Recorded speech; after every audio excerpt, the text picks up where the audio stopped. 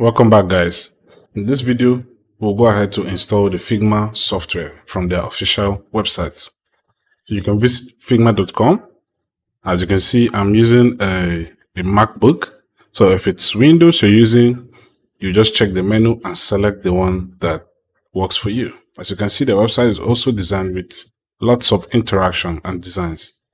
So I click downloads, and in my download section, I'm just going to scroll down and select Figma for iOS because I'm using a MacBook. Yes. So I'll select desktop app for Mac OS. So once I click that, it's just going to download a DMG file. And once that's done, I'll open up my DMG file.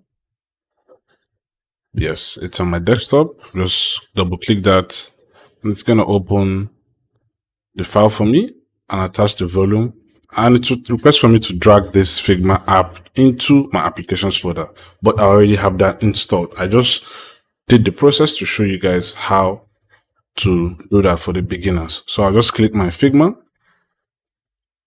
Yes, I maximize my screen, and once that's done, you can see I'm already logged in, but I will just log out for beginner's sake. So I'll show you guys how to log in. So once that's logged out, I'll come back to the software and log in with browser. So it's going to open up a tab on my browser page for me to confirm the consent screen if I'm using Google to sign in or if I'm using email and password. For me, I'll just use my Google to sign in. Just click the account I want to use. Yes, and it will redirect me back to the Figma software.